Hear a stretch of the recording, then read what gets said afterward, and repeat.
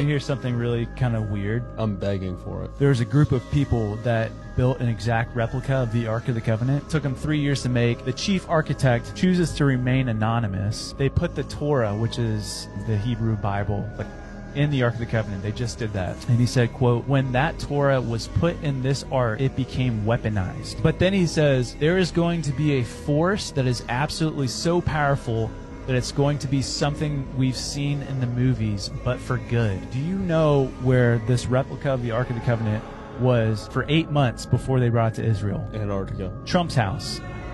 Mar-a-Lago.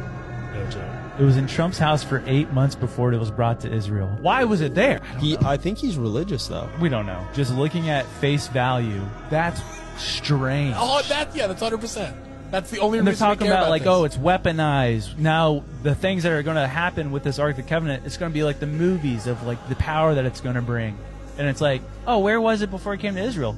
It was in Mar-a-Lago. Yeah. This is one of the weirdest things I've come across. There was this prophecy of a Hopi chief. This prophecy goes back to before the white man was in America. He had this whole sketch. They didn't have a written language, but he predicted really crazy stuff. He said there's this separation at the end of this drawing. It could either be chaos or it could be the coming of the Great Spirit again. It boiled down to one individual. It is known that our true white brother, when he comes, will be all-powerful and will wear a red cap or a red cloak. He will bring with him the sacred stone tablets. With him, there will be two great ones. One will have the symbol, it looked like just an X. Yeah. And when I read that, just chills went down me. He mentioned that the man with the X symbol, he said he will be a man of great invention. I'm just now understanding the X reference. Yeah. Okay, wow. When it talked about the sacred tablets, that was we talked about the Mar-a-Lago. We talked about the Mar-a-Lago Ark of the Covenant thing. It's just weird. Yeah.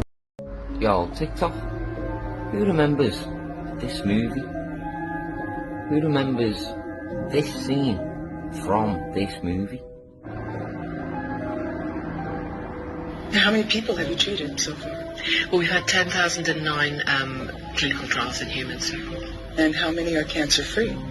10,009. So you have actually cured cancer? Yes. Yes, we have.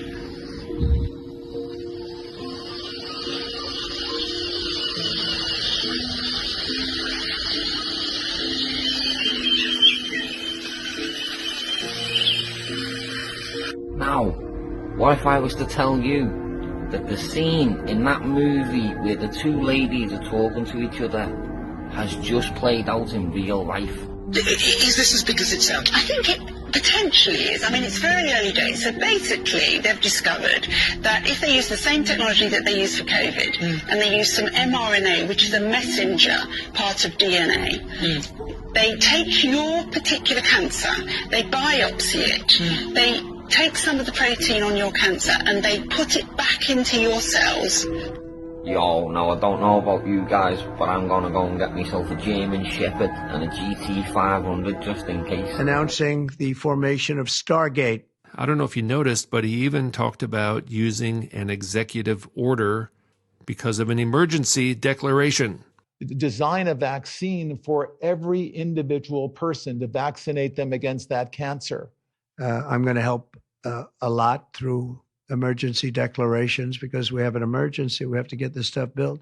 And you can make that vaccine, that mRNA vaccine, the development of a cancer vaccine for your particular cancer aimed at you, and have that vaccine available in 48 hours. This is the promise of AI and the promise of the future. This is the beginning of golden age. The COVID-19 doesn't exist. What does COVID-19 stand for? A certificate of vaccination ID.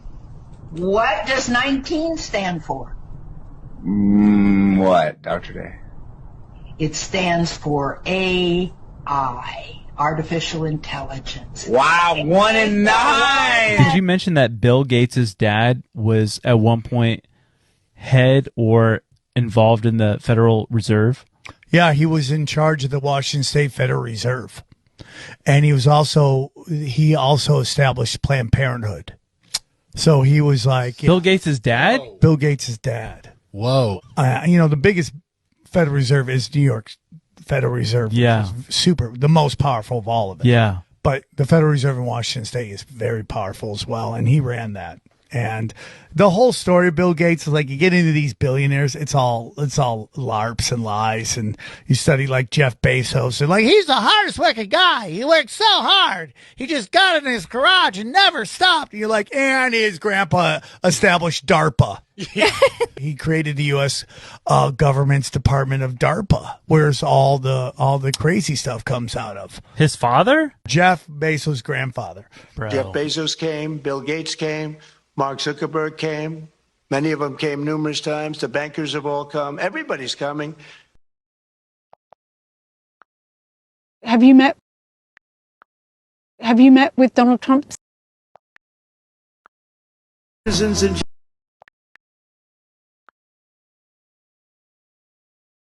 Met with Donald Trump since the election? Yeah, I had a chance to go have a long and actually quite intriguing dinner with him. What did you discuss? What was intriguing? Well, we touched on a lot of things. It was over 3 hours. To my surprise, it was, just he and I, his chief of staff, Susie Wiles, and the person who helps manage things for me, Larry Cohen. So the four of us sat there, and it was quite wide-ranging. Global health's the area that I work in, and such amazing things have happened and can happen there. I spoke a lot about HIV and that the foundation's literally working on a cure for that. We're at an early stage, and so he, in the COVID days, accelerated the vaccine innovation. So I, was asking him if maybe the same kind of thing could be done here, and we both got, I think, pretty excited about that. We talked about polio, where we're very close to getting that done, but if you stop, it'll spread back. And so I explained why it's been tough in Pakistan, Afghanistan. We've had cases show up in Gaza. We have cases in Africa. And he was fascinated to hear what he could do to maximize the chance that during the next 4 years, that incredible milestone will be achieved. I felt like he was, energized and, looking forward to helping to drive innovation. I was frankly impressed with how well he showed a lot of interest in the issues I brought up. You